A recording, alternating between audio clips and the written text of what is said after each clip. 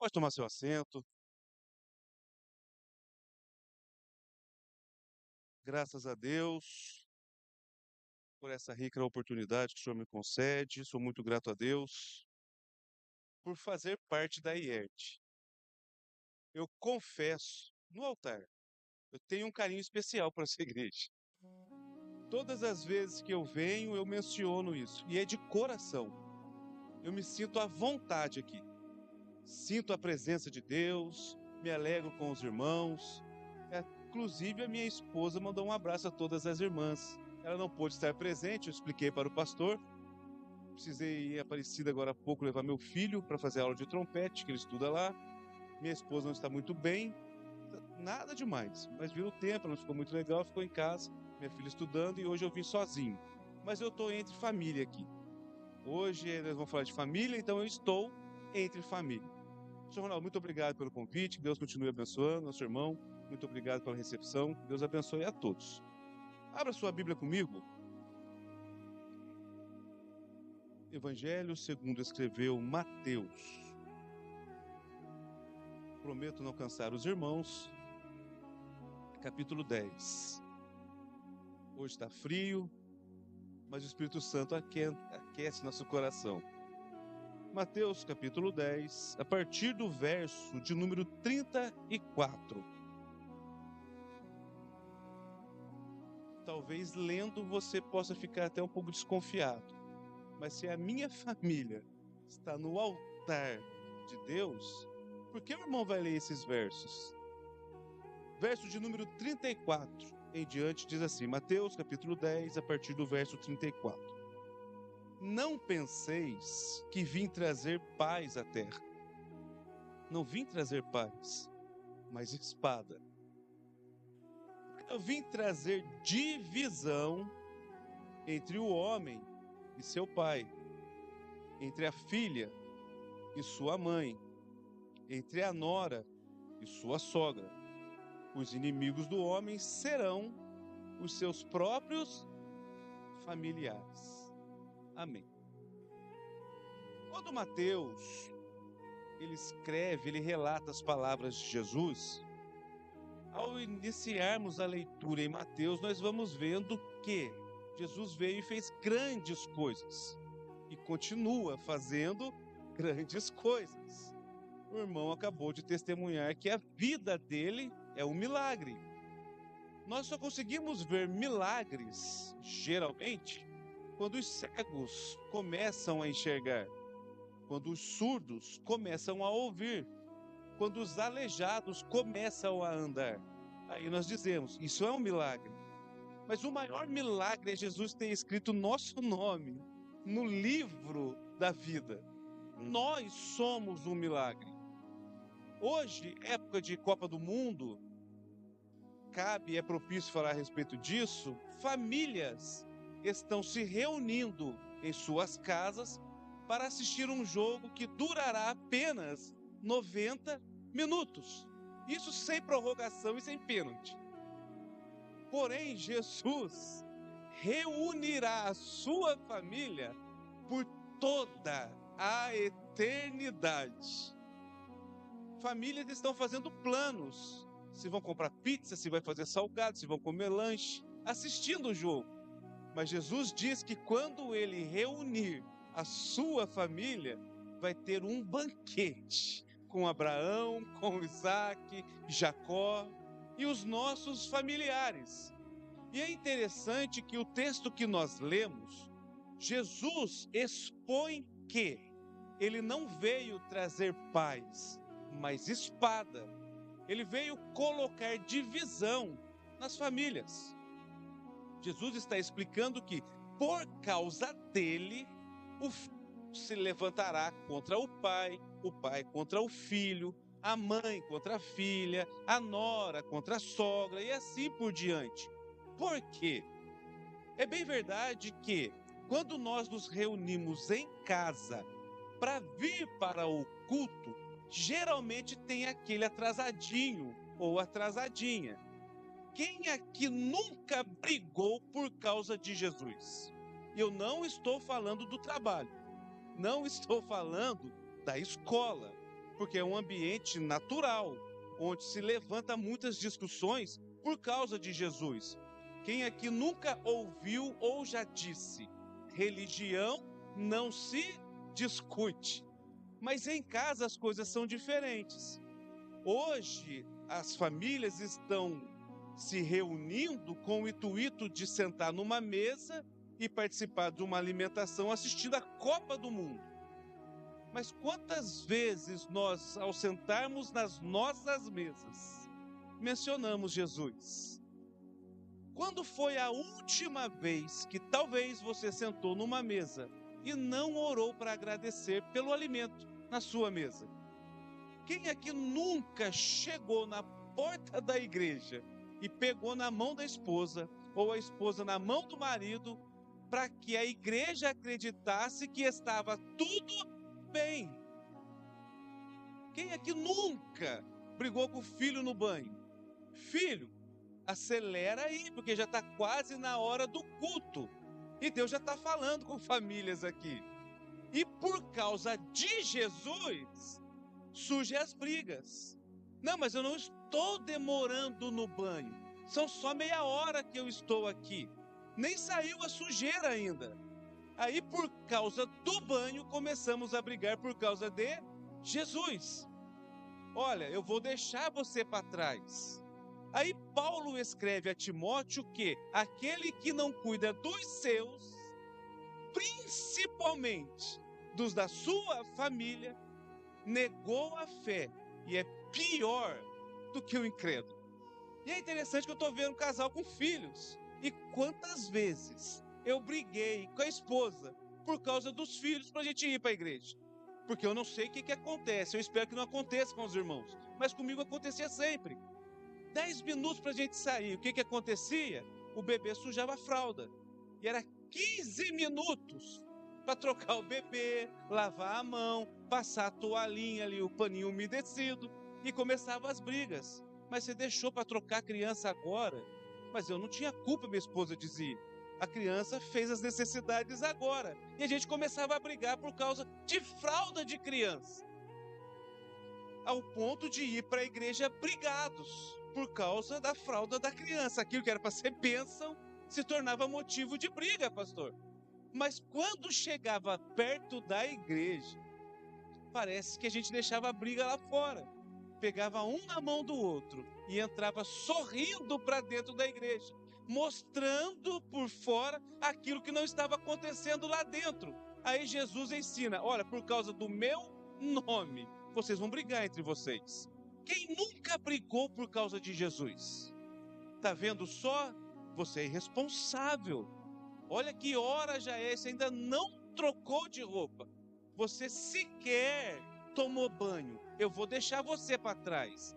Porém, quando nós chegamos na igreja, é bem verdade que aqui nós agimos, nos movimentamos e somos aquilo que gostaríamos de ser na nossa casa. Porque na igreja, a princípio, ninguém tem problema, tá tudo bem. Estamos sempre sorrindo, sempre com uma educação sem igual. A paz do Senhor, amado. Olha, que Jesus te abençoe. E quando chegamos em casa, às vezes não abençoamos os nossos filhos. Cadê aquela praga que não tomou banho ainda? Você já estudou? Irmão, nós estamos falando de família. A gente sabe que aqui dentro é uma coisa. Dentro da nossa casa, nós somos quem realmente somos. Mas cadê aquele menino que não tomou banho? Cadê aquela menina que não desce para jantar? Mas na hora que eu pegar, a cinta vai cantar. Isso acontece nas melhores famílias. E Jesus está dizendo que por causa dele haverá divisões. Quem nunca brigou aqui com o filho, com a filha, com o esposo ou com a esposa por causa do horário do culto? Nós sempre fazemos essas coisas. Só que chega em casa, nós esquecemos. O culto acabou, os irmãos foram para casa, mas nós continuamos sendo família. E quem aqui não tem problema em família dentro das nossas casas? É o filho que faz bagunça e a gente tem vontade às vezes de jogar na parede, pastor. Ah, mas se eu pegar esse menino eu vou esganar ele. Na hora que eu pegar ela, o chinelo vai cantar. Mas chega aqui na igreja, a gente não tem problema em casa. É tudo lindo. Aqui a Casa Bahia não liga para cobrar. Aqui a Loja 100 não manda carta. Aqui tá tudo lindo.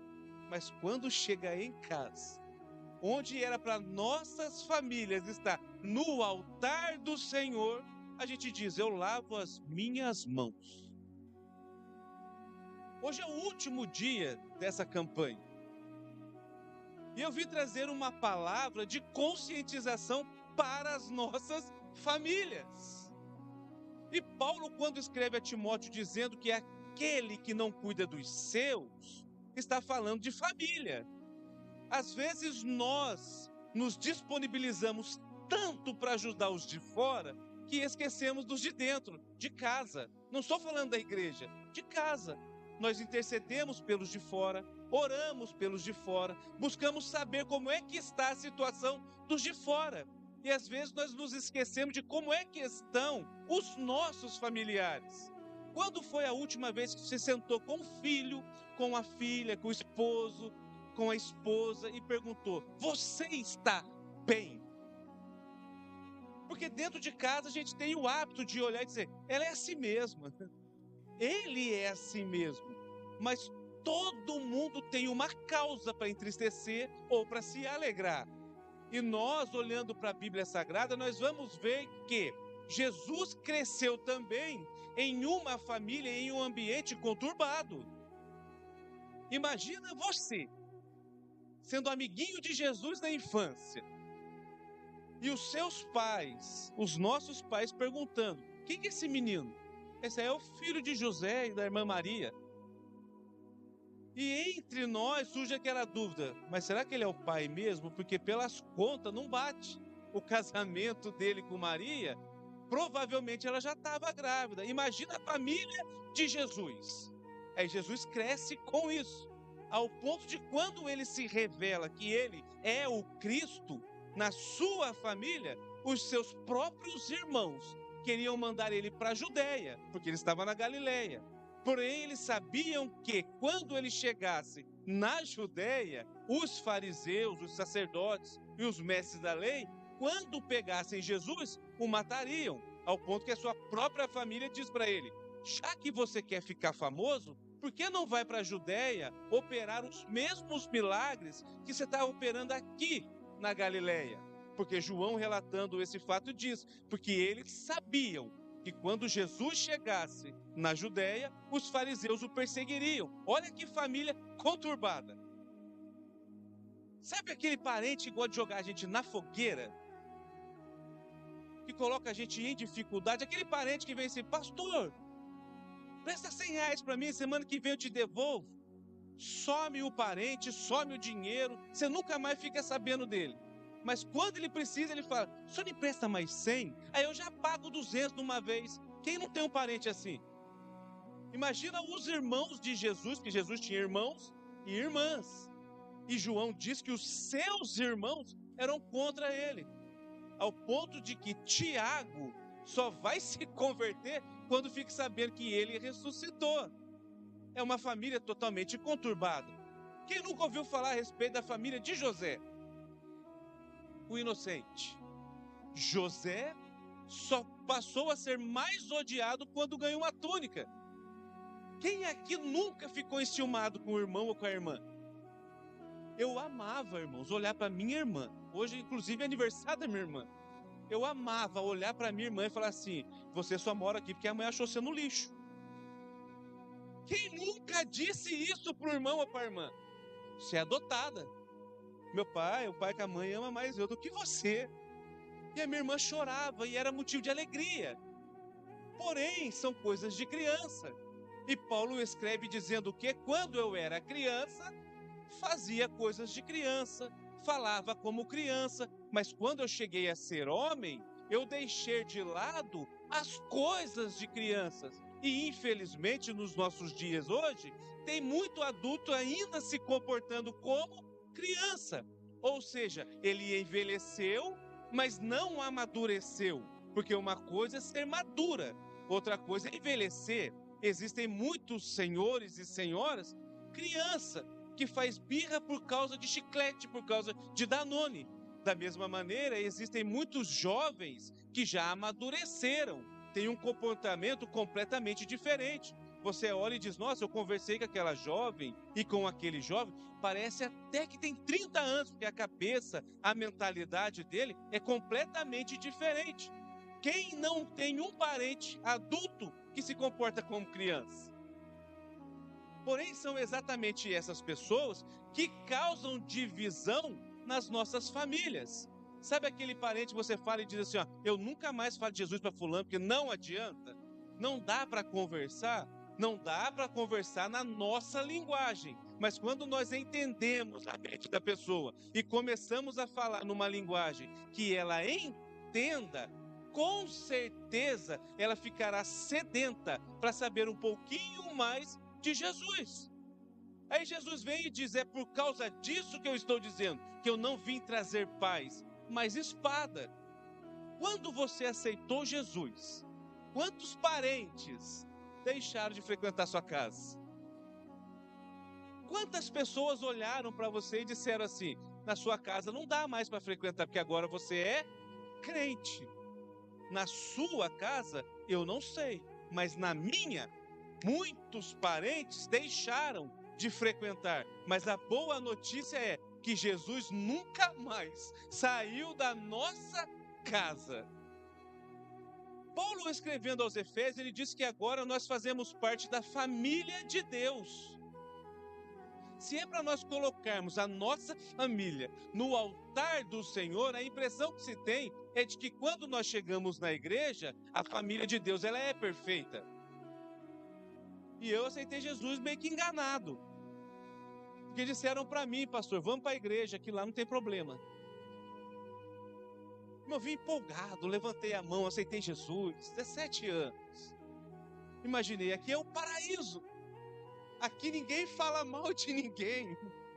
Aqui todo mundo que compra paga. Aqui ninguém mente. Irmãos, 1 mês, 2 meses no grupo de jovens.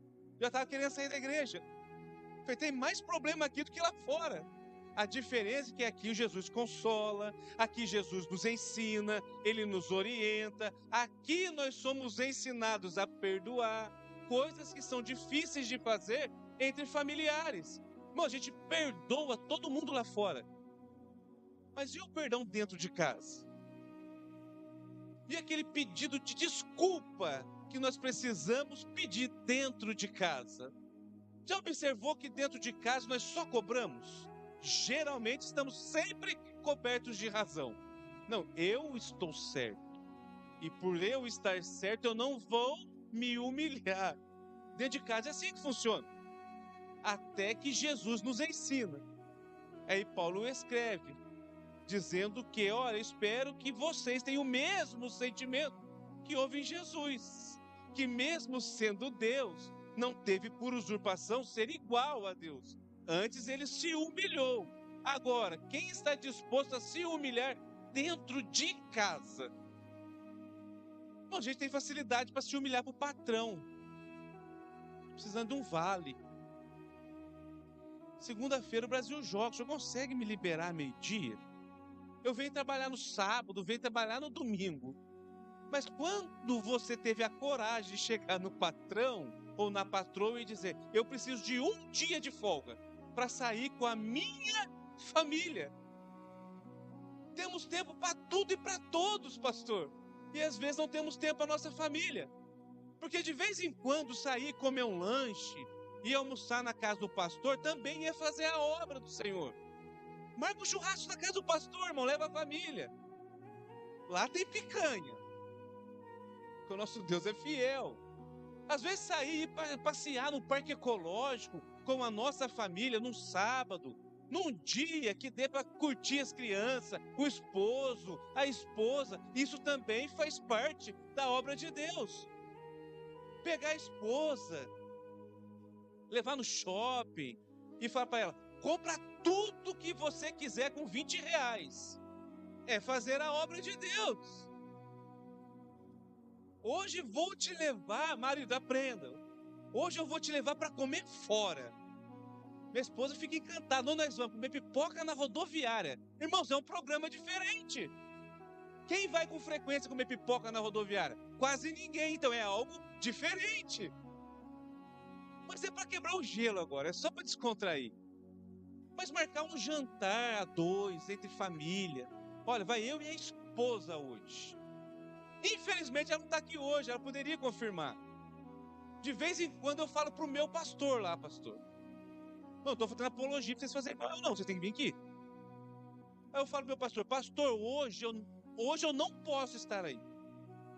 Ele pergunta o que aconteceu. Não, eu vou levar a Edna para jantar. Hoje eu quero passear com ela. Aí tem 3 pionhentos lá em casa, irmãos. 3 adolescentes, pastor. Na onde nós vamos? Na onde nós vamos? Eu falei, nós não, só eu e ela. Para vocês, a gente pede lanche, eles comem aqui em casa. Hoje é eu e ela.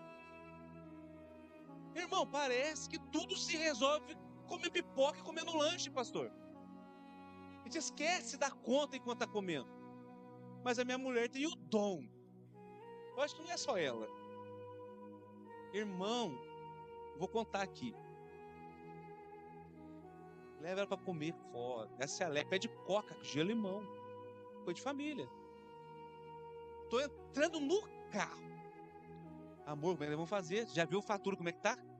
E agora tem mais essa. Quebra o clima da família, pastor. Pastor, amor, você podia falar sobre isso amanhã. Hoje não. Eu saí tão empolgado, você lembrou da fatura do cartão. Eu tenho certeza que não é só a minha esposa que faz isso. Tem mais alguma que faz isso aqui? Levanta a mão. Ninguém faz, né? Olha que benção. Vou congregar aqui. Vou vir para cá. Porque aqui elas não fazem isso. Minha esposa precisa aprender isso. Aí Jesus vai dizer para nós. Vai ser filho contra pai. Filho contra mãe. É mãe contra filha. É noga contra sogra. É sogra contra genro. Por causa do nome de Jesus. Deixa eu fazer uma pergunta aqui. Quando foi a última vez que você chamou o sogro com a sogra para almoçar na sua casa? Você entregou, né, irmão? Falei assim, hoje nós vamos comer aqui em casa. Só que tem uma pessoa especial que vai almoçar com a gente. É Jesus de Nazaré. Mano, estamos falando de família. São problemas que nós enfrentamos todos os dias. Leva lá os parentes para almoçar em casa. Coloca um menino de fundo. Deixa lá. E começa a testemunhar a sua vida. Você lembra como que eu fazia isso, que eu fazia aquilo? Começa a testemunhar o que Jesus fez na sua vida. No outro dia vai ter parente falando de novo para você. E aí, quando é que precisa marcar mais um almoço? Porque naquele almoço não teve palavrão, teve Jesus. Naquele almoço não teve cerveja, teve Coca-Cola com limão. Teve macarronada e frango. E Jesus presente. Jesus trabalha na simplicidade. Não adianta marcar churrasco se Jesus não está presente. Jesus nunca fez churrasco, mas onde ele tinha pão. Coisa simples. E o povo ia atrás de pão. Chama para tomar café na sua casa. Pode me convidar, eu também vou. Eu levo uns parentes meus lá para você pregar para eles. Eu tenho certeza que Jesus vai transformar a nossa família. A nossa família, a nossa casa está no altar do Senhor. Nós só precisamos saber administrar a nossa casa. É interessante que Josué pergunta para o povo: quem vocês vão servir? Os deuses aí de fora? Porque eu e a minha família vamos servir ao Senhor. É gostoso, é maravilhoso falar de família. Só que eu falando da minha família, parece que eu não tenho problema em casa. E o que não falta lá, pastor, é problema. Se quiser, te dou até um pouco de problema. Fatura, cartão. Mas todos os dias, isso eu posso falar, tem uma família tomando café junto. Tem um povo jantando junto. Na nossa mesa, eu posso testemunhar isso. Graças a Deus. Geralmente, o que se coloca para almoçar? Uma música de fundo. Põe a música, faz um barulho. Já liga o YouTube. Coloca um pregador, coloca alguém cantando. Agora a gente almoça, agora a gente janta, agora a gente toma café, porque nós somos uma família. E nossa família está no altar do Senhor. A nossa família não precisa passar por isso que Jesus está dizendo. Na nossa casa é para ter paz, alegria no espírito. Ninguém vai concordar todos os dias com todo mundo. Eu não sei porque eu ainda insisto em esquecer a toalha na cama, pastor. Aí minha mulher olha para mim e diz: ô pregador, você esqueceu o manto aqui na cama. Daí eu olho para ela e falo: que manto? A toalha, ó, abençoado. Eu falo: esqueci, amanhã todo dia você esquece. Só que lá em casa minha esposa não quer pregador. Lá ela não faz questão de professor de escola bíblica dominical. Lá ela quer alguém que ajuda a lavar a louça. Lá na minha casa, ela quer alguém que ajuda a lavar o quintal. De vez em quando ela faz umas perguntas da Bíblia. Mas de vez em quando, e quase sempre, ela olha para mim e fala: amor, você vai lavar o banheiro? Porque lá em casa o pregador não funciona. Lá tem que ser o marido. O pai que orienta, o pai que xinga, o pai que chama atenção. O pai que mesmo estando certo tem que passar por errado, que é melhor ter paz do que razão. E a gente olha e fala: tá tudo bem, amor. Porque lá em casa tem alguém que não erra, é minha esposa. Nunca tá errado, pastor. Tá gravando, né? Tomara que ela não ouça. Todas as vezes que acontece alguma coisa, ela olha para mim e diz: eu avisei. Eu sou avisado todo dia, o irmão também que é avisado, acabou de rir, que ele se entregou. Jesus está falando com ele. Por quê? Porque nós, homens, somos muito práticos com as coisas. Um pano de prato faz um monte de coisa. Você limpa o motor, passa no chão, seca o piso. Agora a mulher não, é mais detalhista. Esse pano não é para isso. Em casa eu sou praticamente uma visita. Que eu pergunto: cadê o tapuér? Está no mesmo lugar de sempre. Eu falei: não sei onde está. É aqui. Eu falo: não estou achando. Ela fala: se eu achar, vou esfregar na sua cara. A margarina a gente não acha em casa. Isso tudo não acontece só na minha casa, acontece na sua. Mas mesmo assim, a gente passa raiva, tem dia que está sorrindo. Mas é a família que Deus nos deu. É o bem mais precioso que Jesus lhe confiou. É a sua família. Pode não ser perfeita, mas ela é abençoada. Pode não estar chovendo dinheiro na sua horta, mas não está faltando saúde, não está faltando arroz, não está faltando feijão, porque a bênção do Senhor chegou na sua casa. E a nossa família, ela está no altar do Senhor. Quando a gente olha para o gramado do vizinho, é sempre mais verde. Sempre mais verde. Mas na hora que aperta o nosso lado, é a nossa família que pega nas nossas mãos e diz: vai dar tudo certo. E a gente olha e diz: não sei como. Coisa maravilhosa é minha esposa.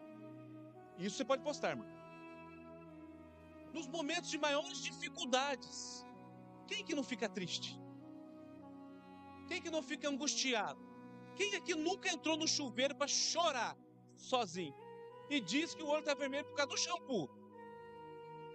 Mas a esposa conhece. O marido conhece.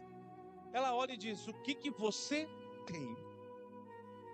Não, amor, está tudo bem. É igual Deus com Adão lá no Éden. Adão, onde você está? A pergunta não era geográfica, era lá dentro. A esposa, ela olha para mim e diz: o que você tem? E se não desabafar na hora, irmão, você fica meia-noite, 1 hora perguntando: vai contar para mim ou não vai? O que você tem? Fala para mim. Nós somos uma só carne.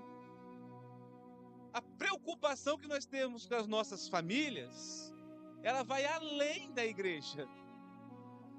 Bom, quem não quer envelhecer do lado do esposo, da esposa? Quem não quer ficar velhinho? Sentar na praça dando pipoca pro pombo? Quem aqui não quer ver a esposa ou o esposo levantar 4 horas da manhã para varrer a calçada? um tiozinho perto da minha casa, eu estou terminando, irmãos. É coisa de família. Eu não sei porquê, eu acho que eu estou envelhecendo. É 4h30, 5 horas, eu estou acordado. E geralmente tem um vizinho que levanta mais cedo que eu. Eu só escuto barulho na rua. Rec, rec. Ele varre a calçada com rastelo. Eu falo, esse tio é abençoado. Eu não vou dar o nome, senão sai no áudio, daqui a pouco ele escuta. Eu falo, mas o que esse velhinho está fazendo? 5 horas da manhã, varrendo a calçada com rastelo. Ele tem vassoura. E eu olhei e disse, eu estou pior que ele, também estou acordando essa hora. E eu escuto ele e fico bravo. Mas eu quero envelhecer do lado da minha esposa. Os nossos planos, adivinha quais são, como família? Que os 3 criem asas e voem. Para deixar a gente dormir mais tarde. Para eu não ter que levantar às 5 horas da manhã para levar a Heloísa para a escola, o Heitor pegar a van, a Clarice para a escola. A gente olha e conversa e diz, o dia que a gente ficar velhinho, olha que mentira, a gente vai curtir a vida. Tomando remédio para pressão. Cabelo caindo. Acordando de madrugada e dormindo 6 horas da tarde. Mas são os nossos planos, como família. E eu olho para minha esposa e digo, pastor, você é o bem mais precioso que Deus me deu. Eu penso que vai vir algo bom para o meu lado. Sabe o que ela fala? Eu sei. Mas são coisas que acontecem nas nossas famílias. A sua família pode não ser a melhor da cidade, mas ela é conhecida lá no céu. E Jesus mora lá na sua casa. Às vezes você olha e diz, mas de que jeito? Também não sei. Mas Ele mora lá. E Ele está cuidando de nós. E Ele está colocando esse sorriso no nosso rosto para nos lembrar de que somos abençoados por Ele. Quero convidar vocês a se colocar de pé, em nome de Jesus.